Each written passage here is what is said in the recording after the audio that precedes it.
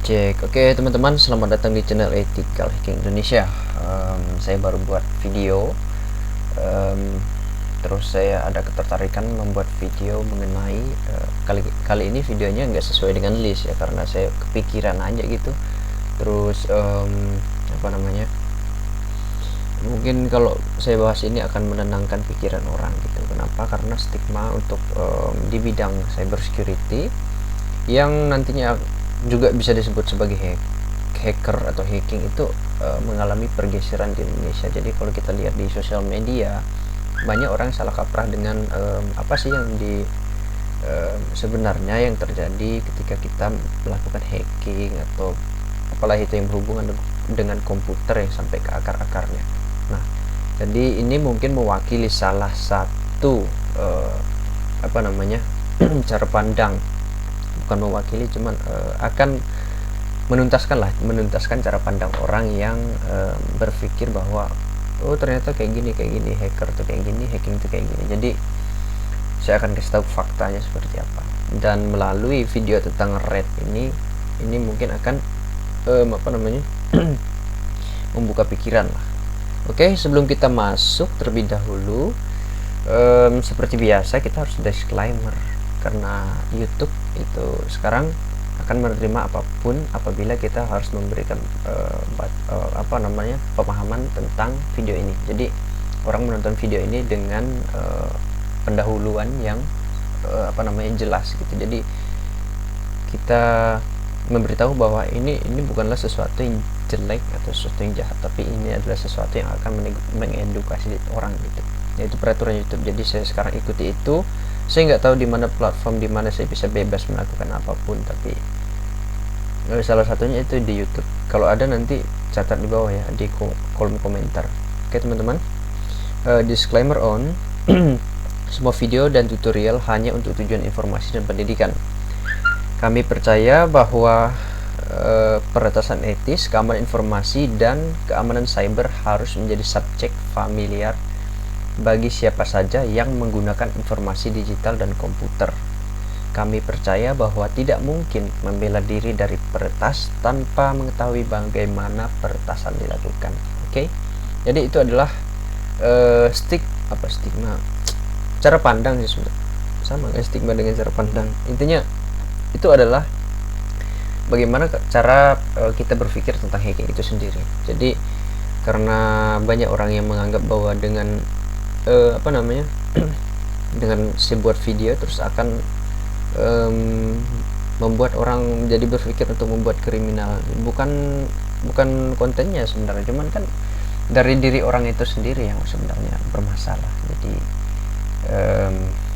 Jadi pikirnya itu jauh karena tidak ada sangkut pautnya sebenarnya, karena itu masuknya dalam pembawaan diri seseorang aja, gimana cara dia menghadapi sesuatu gitu. Oke.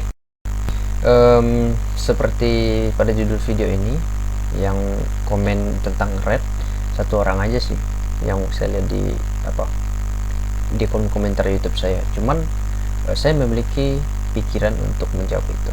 Oke. Jadi singkat cerita atau singkat pandangan yang agak dangkal sih, pemahaman saya sendiri tentang red itu ya kurang lebih dengan hal-hal yang kita tahu di dalam Linux gitu, kayak dalam terus saya sambil update ini karena saya belum update ya. Kalau teman-teman sudah tahu Linux, pasti teman-teman tahu juga gimana sih bagaimana Linux ini dipandang orang gitu. Terus pasti tuh terkena informasi yang agak mengatakan, bukan agak sih, memang orang-orang melihat terminal begini aja gitu, kayak dianggap wah orang ini gila sih, keren hebat gitu kan. Sebenarnya biasa aja gitu. Jadi ketika kita sudah mengenal Linux, terus belajar, apalagi kalau kita sudah belajar tentang cybersecurity, nah itu sangat dekat dengan hal ini gitu. Jadi di sini yang mau saya bahas itu tadi ya red itu tadi.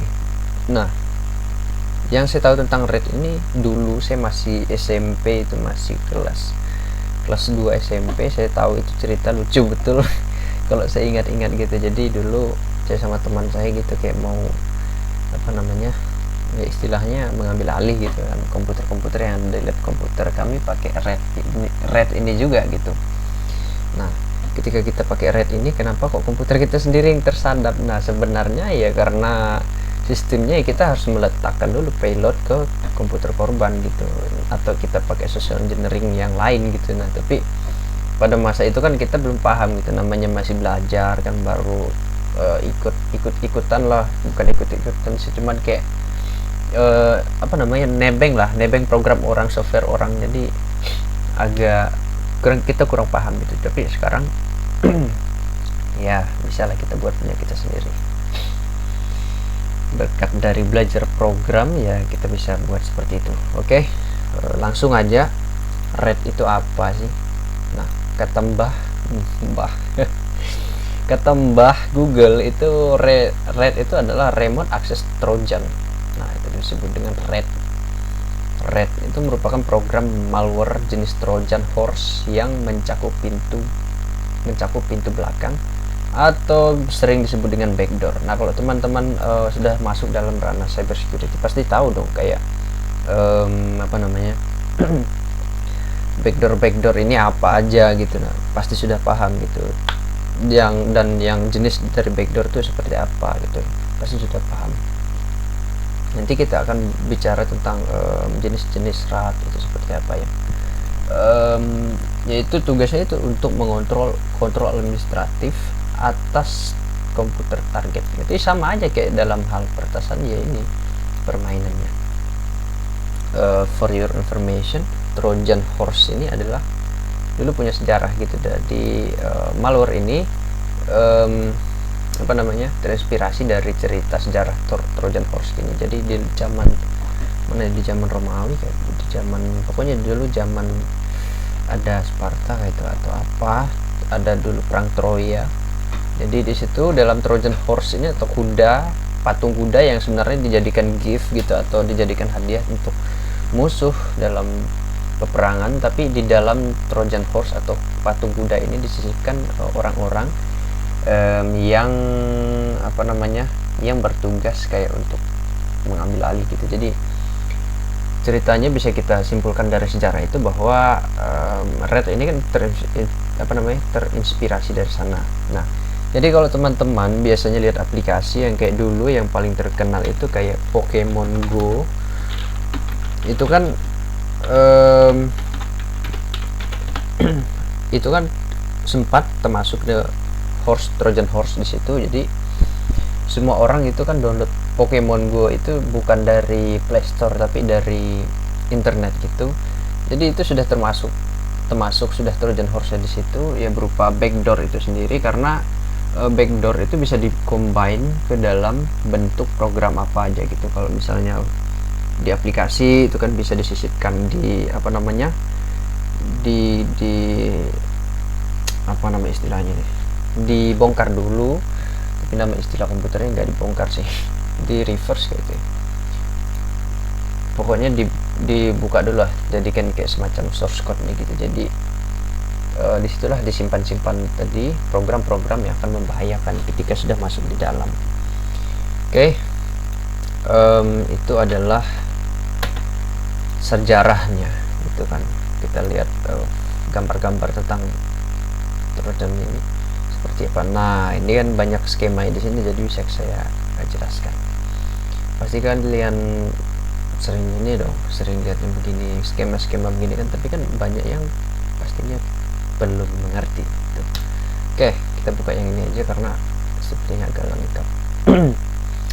Command and control server as a client, X server, RAID infected computer, terus running RAID server program, terus attacker, command capture webcam, keystroke logging, remote shell, update RAID version, download file, upload file. Jadi aksesnya sangat-sangat istimewa. Kenapa saya bilang sangat-sangat istimewa?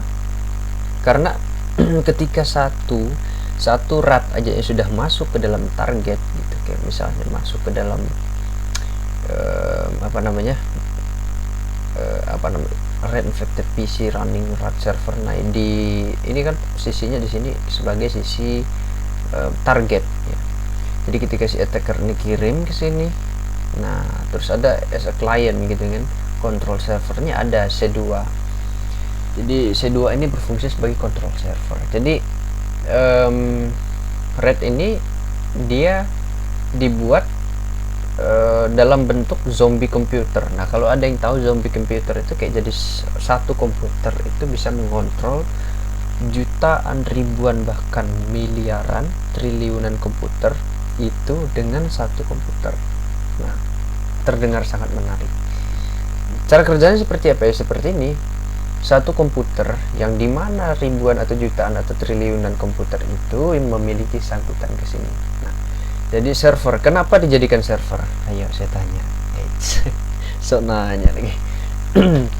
Alasan kenapa dijadikan server adalah teman-teman pasti pernah kayak install dari server awal gitu kan, yang defaultnya gitu. Nah terus di laptop teman-teman itu kan masih kayak semuanya serba default gitu dari bawaannya gitu. Jadi kita tidak setting dia, jadi semacam apa namanya dari bawaannya yang tidak sempurna lah. Sebenarnya kan program itu tidak sempurna dari bawaannya gitu, tangan kita lah yang menyempurnakannya. Jadi misalnya apa namanya tuh, alur datanya tabrakan, itu servernya bisa error. Jadi koneksi antara si server dan apa namanya target ini tadi bisa mengalami putus koneksi. Kalau putus koneksi, jadi si attacker ini tidak bisa, atau si hacker ini tidak bisa mengontrol komputer ini tadi melalui sini, melalui server. Jadi ketika dia putus dari sini ya koneksi sini juga putus gitu. Karena ini juga sebagai kayak semacam pohon gitulah. Ini kan rakit-rakit di sungai. Nah ini pohon untuk ngikatnya kan. Tuh. Kira-kira kayak gitu. Terus apa namanya lagi? Akses-akses yang didapatkan ini namanya juga administratif, jadi sangat banyak gitu. Jadi kalau misalnya mau di visual yang kayak semacam video itu kan capture webcam. Nah capture webcam ini kan dia bisa ambilnya berapa second gitu, maksudnya juga 0,1 second juga dia bisa, 0,0,0 second juga dia bisa. Jadi yang di capture inilah yang akan dijadikan video, jadi bisa jadi dalam bentuk video itu per frame gitu. Terus keystroke logging. Nah ini sangat berbahaya sih keystroke ini kan keyboard, dia ambilnya di keyboardnya. Jadi apapun yang kita ketik di keyboard itu akan logging di sini. Jadi ada lognya. Kalau misalnya kita ngetik password kan pakai keyboard, jadi si rat ini juga punya akses ke situ. Terus remote shell itu seperti apa? Nah dulu komputer itu tidak mempunyai user interface seperti ini. Jadi dulu itu kayak serba seperti ini loh. Kalau misalnya teman-teman di zaman dulu ya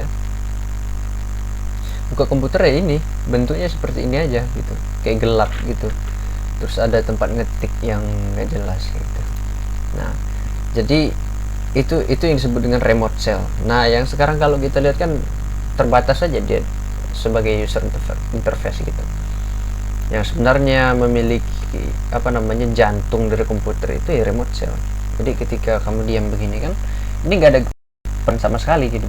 Tapi kalau ada eksekusi sesuatu, eksekusi virus di dalam apa namanya komputer kamu nggak bakal tahu gitu, karena dia mainnya di background apa namanya background komputernya gitu. Dia bekerja di secara background gitu. Jadi nggak kedeteksi secara visual gitu. Sedangkan kebanyakan orang kan lihat keamanan sesuatu kan secara visual, lihat kan biasa kan kalau Windows kan muncul antivirus di sini. Itu bedanya.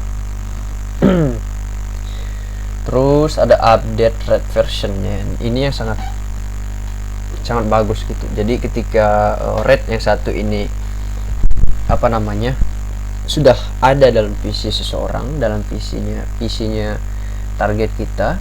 Terus ketika kita mau update, itulah sebagai tuntutan kita dalam dunia teknologi gitu. Jadi harus update terus. Nah, Kalau misalnya kita sudah membuat bahwa red yang kita simpan di dalam visi target ini sudah memiliki kayak kemampuan untuk membypass antivirus yang ada sekarang, kita harus update terus nih. Ada apa nih antivirus apa-apa aja yang dibuat besok-besok ini. Nah, jadi kita langsung ambil hashnya, kita ambil ambil hashnya atau ambil celah-celahnya itu seperti apa. Jadi kita bisa manipulasi gitu secara program gitu. Kita bisa manipulasi lagi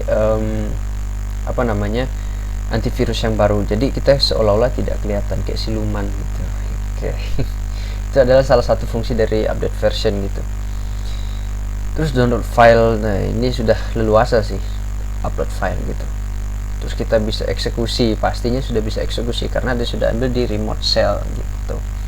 Jadi itu kira-kira bagian atau mind mappingnya. Nah ini saya bilang tadi bahwa ini ada bootnet, boot harder, connect command control server. Nah ini adalah servernya. Jadi ini adalah komputer-komputer yang tersangkut ke sini. Satu command aja dari sini semuanya akan nurut dengan satu komputer ini. Jadi kalau misalnya teman-teman tahu, kalau di website ataupun di dimanapun di komputer juga ada itu yang disebut dengan bandwidth. Jadi lebarnya alur data itu harus diperbesar supaya banyak data yang bisa masuk. Nah, bagaimana kalau alur data ini lebih kecil dari pemasukan datanya? Yang terjadi adalah servernya error gitu. Yang terjadi adalah servernya akan down gitu. Nah, bayangkan yang down itu adalah Facebook, Instagram, pokoknya kayak gini loh, kayak website Google ini. Bayangkan kalau Google ini yang down, apa yang terjadi? Kerugian miliaran. Downnya berapa menit aja miliaran, apalagi 2 hari gitu. Oke, jadi nah ini ada untuk Windows gitu, ada apalah itu, itulah bodo amat.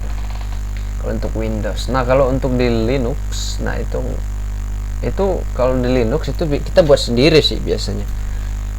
Kalau kita lihat red ini, di sini kan ada red nih.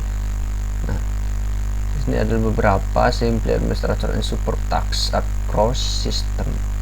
Nah, tapi harus teman-teman tahu gitu kan. Ketika ada yang buat seperti ini kan, buat software untuk red, apa kalian tidak pernah curiga bahwa yang dibuat ini juga adalah red? Jadi itu kita harus skeptis dalam melihat sesuatu. Coba kita lihat apa nih, video apaan.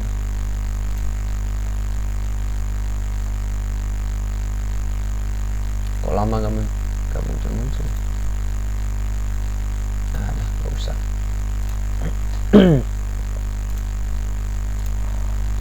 Andalan saya adalah inspect. Kalau begini kita cari dia di mana sebenarnya videonya. Media. Oke. Source. Oh. Coba dalam bentuk foto. Oke, jadi itu adalah salah satunya gitu. Tapi kalau kita bilang red itu kan banyak sekali. Kalau ditanya untuk tutorialnya apa aja, nah ini adalah kelemahan kita buat video di YouTube. Kita tidak bisa praktekinnya secara lengkap gitu. Tapi kan semuanya kan sebenarnya sama aja sih. Apa yang bedain gitu? Kalau misalnya orang bilang red terus harusnya seperti ini, enggak, karena sebenarnya itu red itu lebih ke dalam fungsinya, bukan tampilannya gitu ya. Jadi itu makanya saya bilang tadi adanya harus diperbaiki stigma gitu tentang hacking. Jadi kalau orang bilang bahwa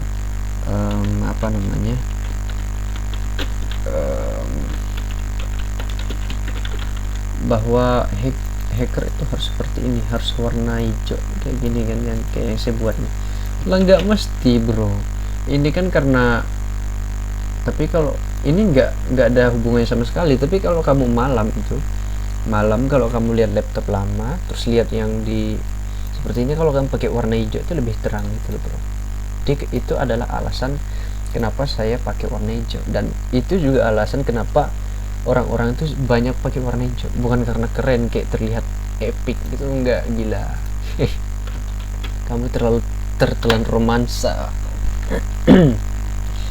Nah, ini adalah salah satu red yang paling terkenal, tapi saya akan jelaskan ini rednya seperti apa. Jadi teman-teman itu harus teredukasi dengan baik. Ada deh sok suhu itu orang. Adalah saya bukan suhu, tapi saya berusaha menjelaskan dengan apa yang saya tahu. Oke. Jadi apa yang saya tahu? Tidak ada. Guys, kalian menonton sesuatu yang tak berguna. Jadi ini adalah beta versionnya. It consists of two parts, jadi server side, client side. Jadi server side desktop application based on Electron framework. Jadi seperti yang kita sudah bicarakan dalam baganya tadi, bahwa di dalam RAD itu kan ada control servernya. Nah, saya kasih rekomendasi aja untuk teman arsip by owner it is no read only, but you can get it from here, or you can download. Ini nggak logis ini. Jadi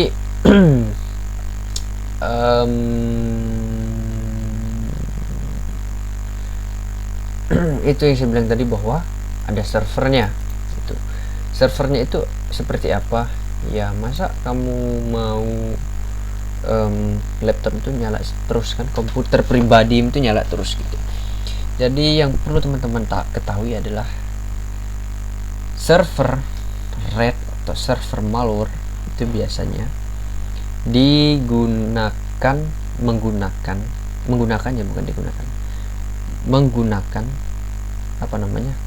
cloud computing. Jadi orangnya di Indonesia tapi servernya di mana? Bisa aja di Zimbabwe sana, atau enggak di Afrika Selatan. Jadi itu bisa gitu. Jadi kalau misalnya orang fitnah kan susah gitu. Kalau mau fitnah jadi agak susah gitu. Kalau masalah pelacakannya, trackernya agak susah. Itu sebabnya gitu. Karena kalau udah di luar negeri pakai proxy gitu kan, di mana-mana gitu, apalagi pakai yang kayak Tor gitu, bah itu bertahun-tahun tuh nyari orang kayak gitu tuh. Gila. Terus ada client side Android application backdoor. Nah, ini dia, bro. Nah, yang backdoor ini harus ditanamkan ke dalam si target gitu. Cara penanaman RAID. Nah, pasti ada tuh nanti orang yang tanya seperti itu di kolom komentar. Saya sudah tahu. Caranya seperti apa? Social engineering. Jadi ilmu hacking, ilmu komputer itu tidak serta-merta tentang komputer terus, tentang hacking lah. Hacking itu tidak serta-merta tentang komputer, tapi kamu harus belajar public speaking juga bisa. Kamu harus belajar public speaking, banyak belajar hardware, banyak belajar tentang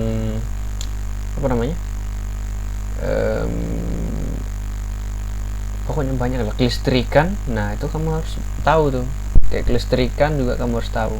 Jadi jangan mempersempit pikiran bahwa hacker adalah orang yang bisa menghack sosial media, bro, kasihan. Jadi itu sebenarnya definisinya. Nah, itu makanya saya bilang tadi bahwa orang Indonesia salah mengartikan. Kenapa begitu? Karena mereka konsumsi hoax. Nah, hoaxnya dari mana? Saya buka TikTok dan saya pun heran gitu, lihat orang ngaku-ngaku hacker, tiap hari buat video pakai hoodie. What? Saya agak kebingungan gitu tuh. Definisi hacker itu seperti apa? Nah, ini adalah video salah satu yang juga mengubah stigma kita, bahwa tidak semudah Anda menekan enter, tidak semudah Anda spasi dan enter is not like that. So, bahasa Inggris. Oke. Jadi cara penggunaannya lah, kan saya merekomendasikan. Nah, cara penggunaannya ya mudah aja gitu. Get started. kita bisa cloning dari sini. Nah, berhubungan ini susah untuk di cloning secara git clone karena secara sistemnya sudah pasti di ini ya, langsung download di sini ya pakai zip gitu, tapi hasilnya sama aja, nanti tinggal di unzip aja. Nah, terus masuk ke dalam meet server npm star. Nah, npm ini apa? Node ini dia semacam apa ya, kayak yang di JavaScript gitu loh, jadi itu adalah npm. Terus ini from binaries. Nah, kalau binaries ini lebih enak gitu, Java together APK backdoor ini seperti ini. Nah, kalau kita victims lab, wow asik banget dah rasanya. Kalau kita punya ini kan lebih terorganisir. Untuk orang awam biasanya pakai ini sih. Kalau orang yang sudah pro, kita cuma pakai satu ini aja bro, wes so pro gitu kan, padahal saya noob. Jadi seperti ini untuk mempermudah aja sih sebenarnya. Tapi kalau untuk yang lebih powerfulnya ya kita pakai ini, karena di sini kayak lebih leluasa aja gitu. Kita bisa obreknya apa aja yang kita mau. Kalau di sini, ya apa fungsinya, apa kamera, file manager, mic, location, kontak, SMS, log, itu aja. Jadi ya itu aja itu kalau fungsinya di sini. Tapi kalau kita pakai yang shellcode bukan shellcode tapi pakai terminal kayak gini, kita bisa menyesuaikan lebih powerful lagi bro. Kamu bisa ngerut tuh HP orang dari jauh. Oke, jadi itu adalah penjelasan yang bisa saya kasih gitu. Terlebih dari itu tergantung pribadi bro. Kamu belajar yang betul-betul apa cuma ngikut bocah TikTok? Nah, anda bocah sih saya lihat ya, orang-orang sudah dewasa juga tuh yang buat video di TikTok tuh. Heran saya, bodohan. Jadi saya pernah komen juga tuh, saya meluruskan di TikTok ya. Oke. Jadi itu yang bisa saya jelaskan kepada teman-teman. Ya, selalu menonton channel ini ya. Kalau misalnya kalian mau ilmu di channel ini ada sedikit gitu kan, saya nggak bilang banyak tapi ada sedikit lah. Yang lebih banyak lagi ya silakan sana, channel luar negeri sana. Di Indo ya rata-rata saya lihat ya di situ-situ aja gitu. Kalau saya di luar negeri juga bisa, saya biasanya belajar kayak dari banyak gitu. Kalau hacker luar apa namanya, Loi apa gitu, orang China itu Loi apa gitu namanya, Loi yang apa lah itu. Tapi intinya itu yang saya jelaskan tadi itu dijadikan sebagai pondasi pikiran gitu. Jadi jangan termakan oleh orang lain. Jadi kalau kamu belajar tentang social engineering, itu belajar tentang itu aja dulu, tuntaskan itu, kira-kira kamu bisa lah di situ. Nah, baru kamu geser lagi kan untuk ke reverse engineering. Nah, geser lagi, kamu masuk ke dalam kriptografi, geser lagi, pokoknya kayak gitulah. Menahap gitu, jangan mau yang instan dadah. Oke. Jadi untuk teman-teman yang menonton ini, tetaplah kalian semangat, jangan patah semangat. Memang sulit tapi belajar. Oke. Kalau begitu jangan lupa like, comment, dan subscribe. Lama saya nggak bilang begini, lama saya nggak ngemis sama kalian. Kalau saya ngemis sekarang, masa kalian tidak mau nurutin, guys? Oke. See you in the next video. Jangan berhenti belajar. Oke.